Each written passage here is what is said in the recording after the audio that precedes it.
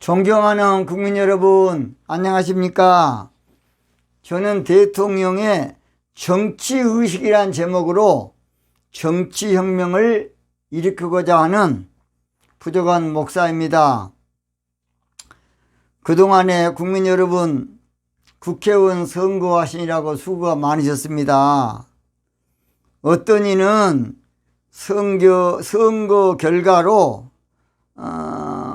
신이 좀 났겠습니다. 여당에서는 신이 났지만은 현 야당에서는 낙심이 많이 됐을 것입니다. 그러니까 한마디로 말해서 지금 우파 입장에서는 낙심이 많이 됐고 일명 또 좌파라고 생각된 사람에게는 기쁨이 좀 주어졌을 겁니다. 그래서 지금 양쪽 다 서로 어떤 면에서는 더 갈등이 심해져서 살기 등등하게 다음 또 번 선거의 전쟁을 준비하고 있는 것 같습니다. 그러나 여러분 걱정하지 마십시오. 국회의원 선거 이건 아무것도 아니에요. 차기 대통령만 잘 뽑으면 모든 게 해결됩니다. 차기 대통령만 잘 세워놓으면 흔적도 없이 해결될 겁니다. 차기 대통령만 잘 선택하면 우리나라 앞으로 잘 살 겁니다. 차기 대통령은 우리 민족의 최고의 앞으로 인물이 나올 겁니다. 차기 대통령은 누가 되든지 앞으로 우리나라를 불강하게 만들 그런 앞으로 인물이 나올 겁니다. 보세요. 저는 기도하는 목사로서 차기 대통령에 대한 영감을 많이 받고 있는 그런 목사입니다. 그래서 우리 민족 역사상 가장 중요한 대통령이 차기 대통령입니다. 그 대통령이 통일도 이루고 앞으로 우리 민족을 세계적인 민족으로 만들 위대한 민족 영웅이 나올 것입니다. 여러분 지켜보십시오. 최옥성 목사 말이 맞는가 틀린가. 그래서 오늘 우리가 지금 이 단계에서는 어떻게 해야 되느냐 하는 것을 제가 오늘 차기 대통령은 좌우 대립을 이로할 지도자가 나와야 한다. 다시 한번 이야기합니다. 차기 대통령은 좌우 대립을 이로할, 좌우를 이로할 지도자가 나와야 한다. 그런 제목으로 오늘 말씀드리겠습니다. 구약 성경에 보면 이스라엘 백성들이요, 바벨론이란 나라에 70년 동안 포로 생활합니다. 70년 동안. 몇 년 동안? 70년 동안. 우리가 지금 해방 후에 지금 70년이 됐습니다. 좌우로 나눠져서 70년이 됐어요. 하여튼. 그래서 바벨론 포로에서 이제 남유다와 북이스라엘이 이제 시온으로, 이게 이스라엘로 해방이 돼서 돌아오는데, 이제 문제는 서로 이제 멱살 잡고 네가 잘못했냐 나가 잘못했냐 이제 싸울 판이 됐습니다. 우리가 그동안 70년 동안에 이런 고난을 겪은 것은 누구 때문이냐? 그건 너다. 서로 간에 이제 그럴 때입니다. 그래서 이제 서로 따지고 달려들 때인데, 우리 하나님께서는 이사야 선지자를 통해서 이제 따지지도 말고 책임을 묻지도 말고 자초지종 시시비비를 가리지 말고 무조건 내 백성을 위로하라고 성경은 말씀하고 있습니다. 차기 대통령은 지 잘났다고 의시되면 안 돼요. 차기 대통령은 좌우를 위로할 수 있는 그러한 영감의 대통령이 나와야 이 나라 삽니다. 이사야 40장 1절 성경에 보면요, 구약 성경, 너희 하나님의 가라 하되 너희는 위로하라 내 백성을 위로하라고 말했습니다. 해결의 답은 위로하라는 거예요. 우리 민족의 문제를, 우리나라 문제를 해결할 답이 자도 위로해주고 우도 위로해주라는 것입니다. 여러분 생각해 보십시오. 공산화가 다 된 나라에서 그동안에 민주자유주의 국가로 건설됐기 때문에 한쪽은 자로 빨갱이로 한마디로 매도가 되어서 빨갱이 안 된 사람은 괜찮지만 빨갱이로 주홍 글씨가 딱 낙인 찍힌 사람은 얼마나 괴로웠겠습니까? 사람은 남의 애로를 모르는 존재예요. 남의 고충을 몰라. 이러니까 이게 문제예요. 저는 그렇습니다. 우리나라는 지금 여도 마찬가지고 야도 마찬가지고 위로가 필요한 나라입니다. 위로가. 아무리 선거에 또 이겼지만은 또 이겨도 위로가 필요합니다. 위로가 필요해요. 그래 야도 더 위로가 더 필요합니다. 차기 대통령은 민족을 위로할 수 있는, 그래서 민족 문제를 해결할 수 있는 지도자가 나와야 되겠습니다. 우리나라는 미소간의 중간에 끼어 있어서 원치도 않았지만 분단된 국가로서 이념의 난장판이 된 불행한 나라입니다. 왜냐? 소련은 공산사회주의 국가 건설을 원했습니다. 소련은 공산사회주의 국가로 통일되기를 원했어요. 그래서 자기들 밑에 수하로 놔두기를 원했습니다.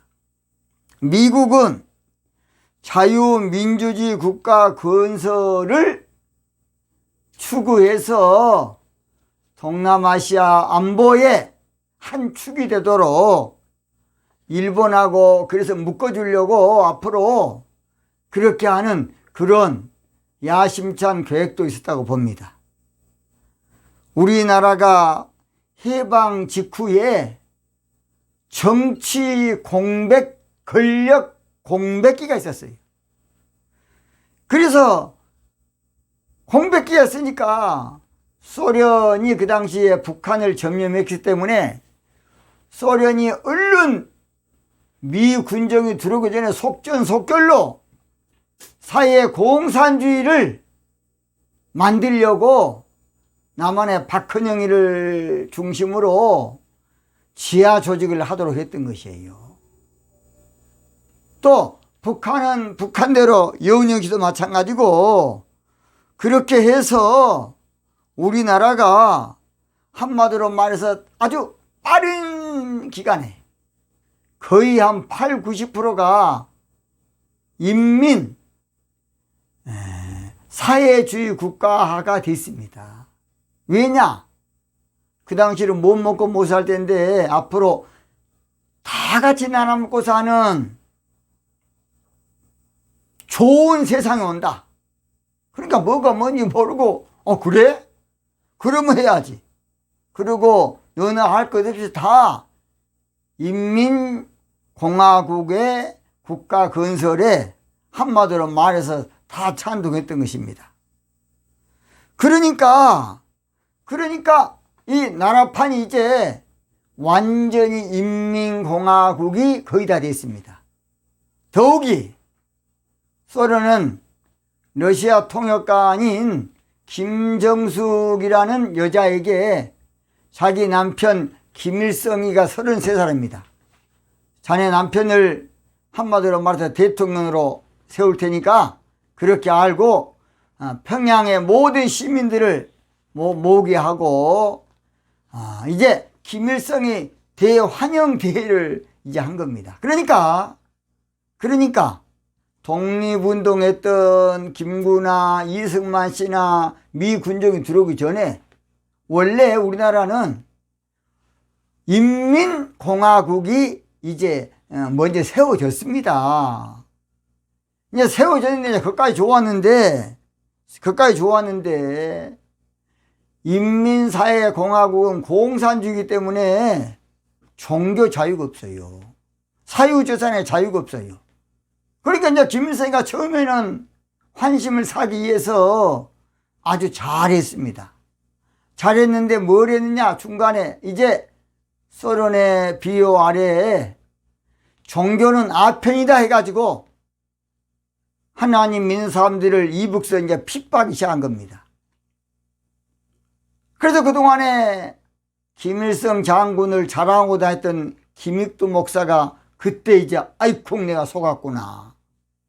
그리고 사유재산을 닥치는 대로 다 빼앗으니까 그때 한 몇십만 명이 북한에서 남한으로 남하해버린 것이에요.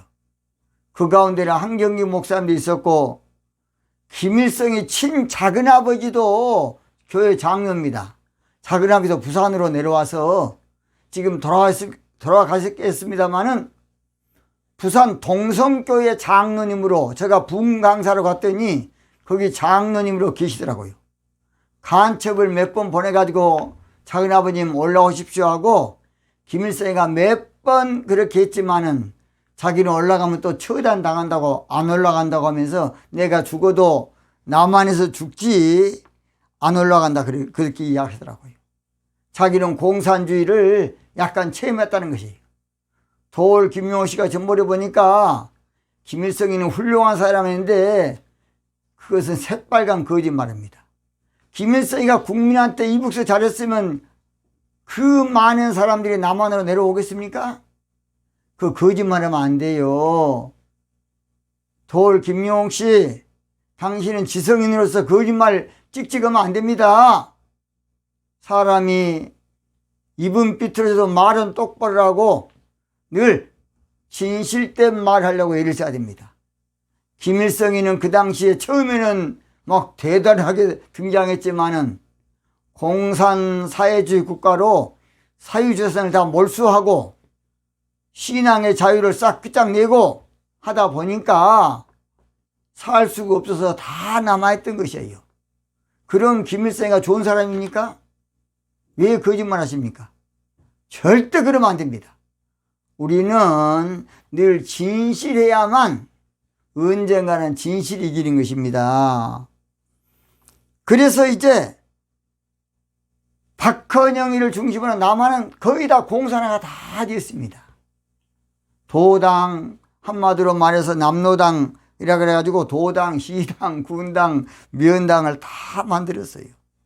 이제 이승만 박사만 오면 인민공화국 주석으로 모시려고 이제 딱 준비했다가 미국서 오니까 이승만 대통령에게 먼저 각하가 오기 전에 나라를 세워놨습니다.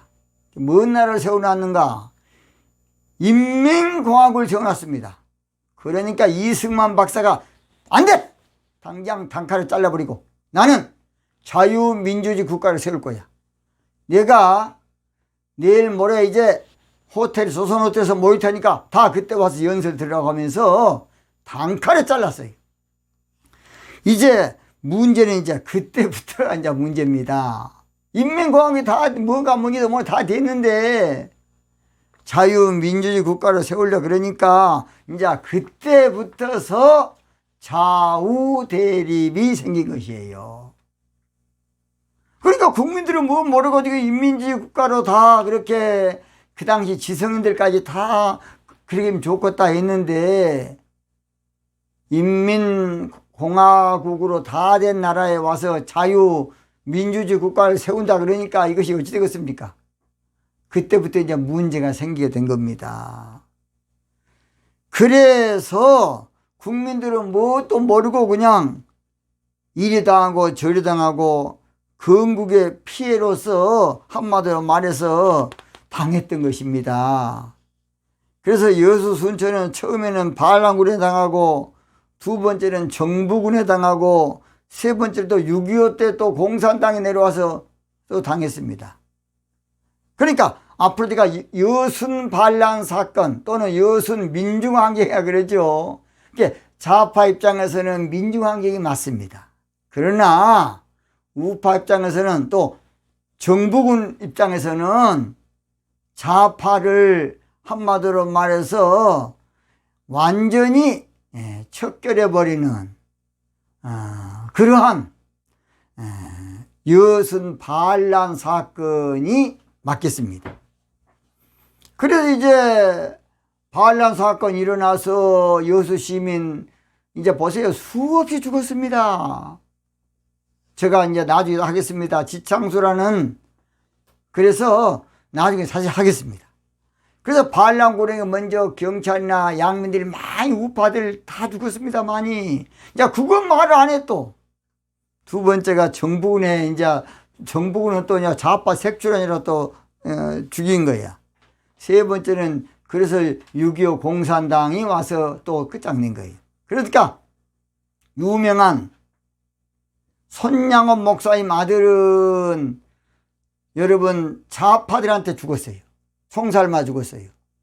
그 다음 손양원 목사님은 또 6.25 때 또 공산주의가 내려와서 또 순교했습니다.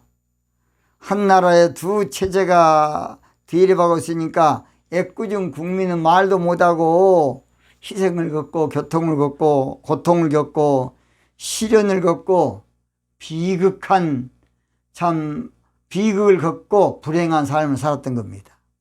그 당시에 국민들은 민주주의가 뭔지 공산주의가 뭔지 모르고 그냥 당한 겁니다. 한마디로 그것도 모르고 그냥 빨갱이가 되고 그렇게 된 거예요. 지금은 알 수 있지만은 그때는 못 모르고 당한 비극입니다. 한마디로 구약 성경을 보면 리브가 뱃속에서 야곱과 에사가 싸우다가 에사가 먼저 나오고 그 다음에 야곱이 형 다리를 붙들고 나온 것처럼 사실은 인민공화국이 먼저 생기고 그 다음에 이제 자유민주주의 국가로 정식으로 이승만 정권이 미군정하고 이제 아울러서 이제 나라를 세운 겁니다. 그러니까 좌파 입장에서는 철천지 원수가 이승만이야. 이승만 때문에 우리나라가 통일이 안 됐다. 통일이 안 됐다는 말은 인민공화국이 아니다 그 말입니다. 그러니까 좌파 입장에서는 항상 강조하면서 이승만이 못된 놈 미군 철수하라가 바로 그래서 그렇습니다. 그래서 이 문제는 누구든지 말하기도 거북한 일이고 이 문제는 누구든지 거론하기 꺼리는 문제입니다. 조금만 말 잘못하면 편협적으로 듣고 오해하기 쉽기 때문입니다. 왜냐하면 사실은 양쪽 다 가해자면서 피해자였어요. 양쪽 다 가해자는 피해자야. 이거 참 아이러니합니다. 시대적인 국가의 아픔이었고 건국의 어떤 면에서는 산통이었고 나라를 건국하는데 어떤 민주자유국가를 세우는데 아주 산통이죠. 또는 민족의 아픔이었습니다. 여기서 서로 상대방을 향해서 못된 놈으로 매도만 하고 있으면 이 문제는 영원히 풀리지 않습니다. 세상 만사 못된 놈으로 죽여버린다고 해결된 거 아닙니다. 세상 만사 못된 놈으로 쳐낸다고 척결한다고 쓸어버린다고 없애버린다고 해결되는 거 아니에요. 우리는 지금 그런 가운데 있어요. 지금 이쪽에서는 저쪽이 못된 놈, 저쪽에서는 이쪽이 못된 놈, 이쪽에서는 저쪽이 가해자, 저쪽에서는 이쪽이 가해자야. 그래서 제주 4.3 사건을 보면요, 우파 쪽에서는 그 명칭도 달라. 우파 쪽에서는 제주 4.3 사건, 제주 4.3 폭동, 제주 4.3 사태, 제주 4.3 반란이라 그러지만은 좌파 쪽에서는 제주 4.3 무장봉기, 제주 4.3 인민봉기, 제주 4.3 민중항쟁, 제주 4.3 인민항쟁이라 합니다. 여순 반란 사건도 마찬가지야. 좌파 쪽에서는 여순 민중항쟁이라 그래요. 이제 자기 측면에는 다 맞는 말이나 우리는 역사를 직시하고 서로 하나 돼야 되겠습니다. 끝나지 않은 이념 논쟁에 종지부를 찍을 이제 영웅이 나와서 양쪽 다 이루어야 됩니다. 양쪽 다 이루어야 돼요. 끝나지 않은 이념 대립에 종지부를 찍을 영웅, 끝나지 않은 이념 충돌에 종지부를 찍을 영웅이 나와야 합니다. 이것은 어느 한쪽을 정기해서는 영원히 해결할 수 없고, 우리 서로 살기 위해서, 행복을 위해서 양쪽을 이루하고 양쪽을 보듬어야 됩니다. 우리 서로 공존하기 위해서 양쪽을 아무쪼록 서로 상생하기 위해서, 유민하기 위해서 양쪽을 치료해야 됩니다. 차기 대통령은 국민을 이로할, 화합시킬, 통합시킬 영이 나와야 돼. 그래서 여에서 나와서 절대 안 돼. 야에서 나와서 절대 안 된다 저는 봅니다. 잘 들으세요.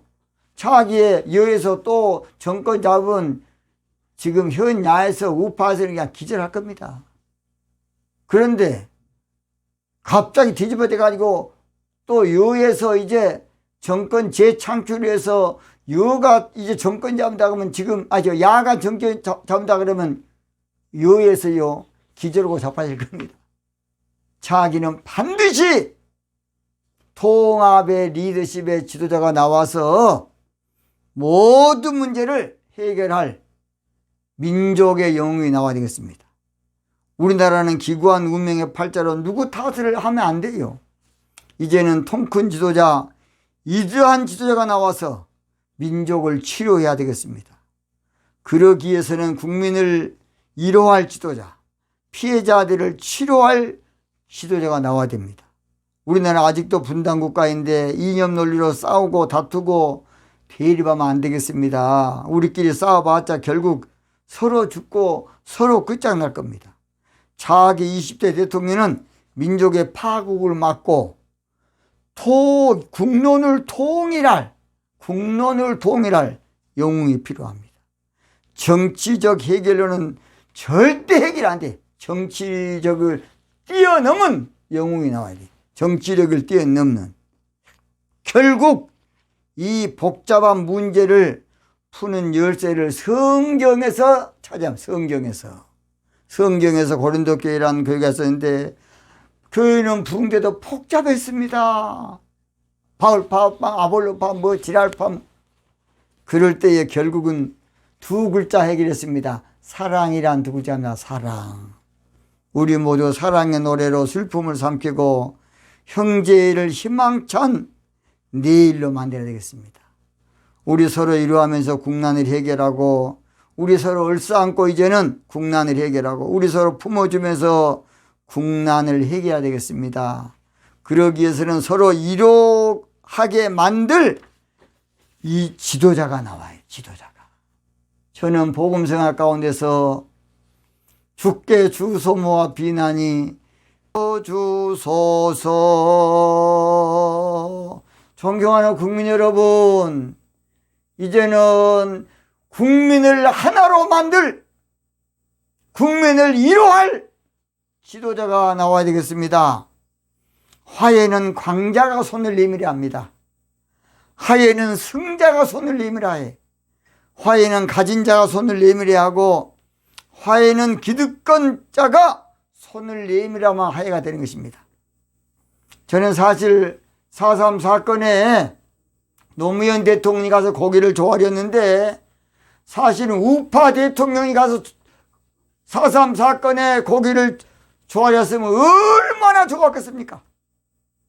그것이 어린. 물론 우파들의 많은 또 질타도 있었겠지만, 그러나 그걸 뛰어넘을 수 있는 통큰 지도자가 나와야 되겠습니다. 언제까지 우리가 그렇게 하겠습니까? 우리는 빨갱이로 낙인 찍혀서 평생 공무원도 못하고 진급도 안 되는 그런 고통을 겪는 그 사람들도 좀 이해도 해봐야 됩니다. 저는 그래야 한다고 봅니다. 그래야 해결되는 것이에요. 나는 우파니까, 나는 좌파니까 절대로 한다. 그런 못된 새끼들 되면 안 됩니다. 사람은 남의 입장을 모르는 어리석은 존재입니다. 사람은 남의 애로사항을 모르는 어리석은 존재예요. 사람은 모든 게 내로남불이야. 그래서 남의 고충을 몰라. 자기가 하는 건 다 옳고, 자기가 하는 건 다 로맨스고, 자기가 하는 건 다 좋은 일이고, 남이 하는 건 다 불륜이고 못된 짓이고 잘못된, 이런 못된 놈의 짓거리가 우리 사람들이 하는 짓거리입니다.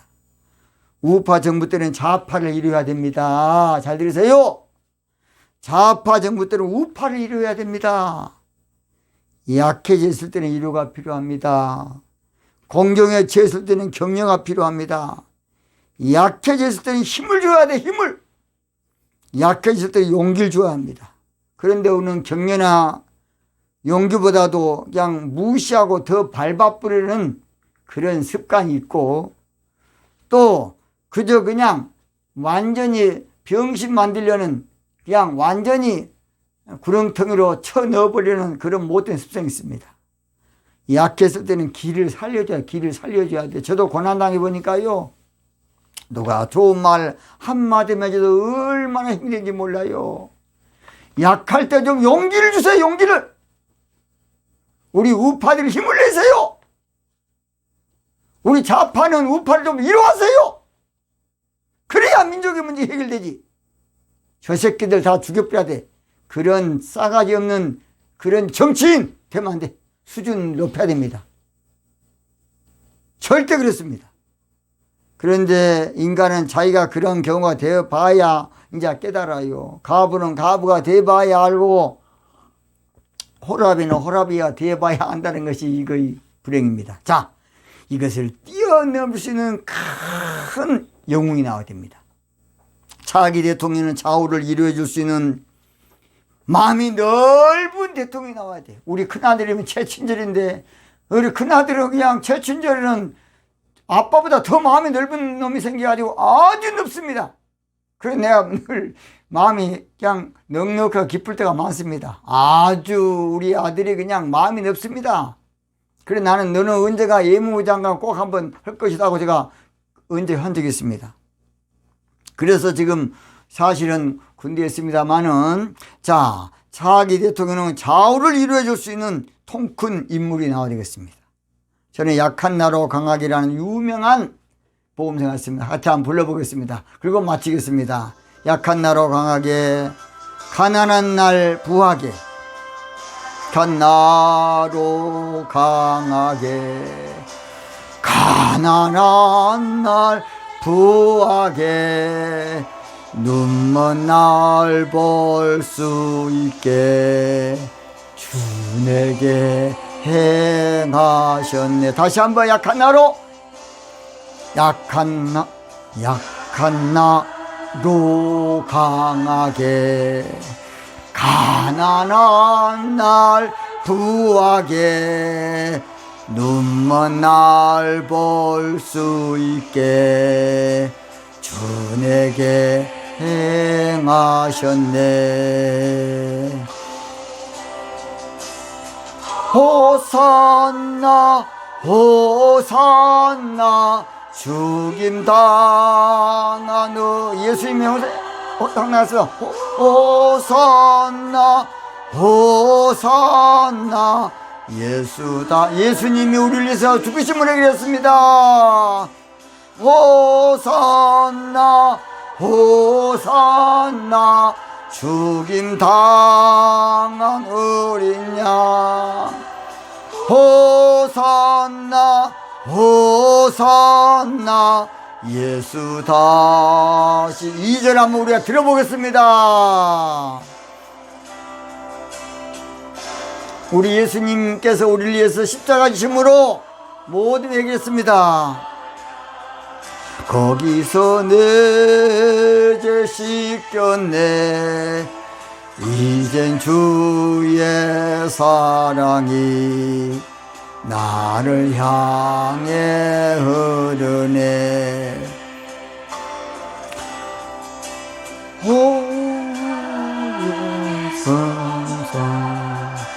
주를 일으키셨도다.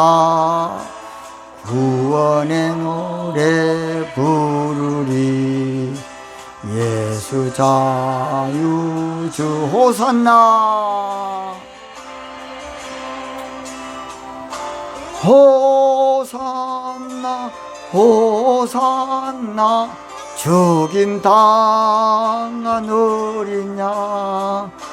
호산나 호산나 예수 다시 사셨네. 국민 여러분, 걱정하지 마십시오.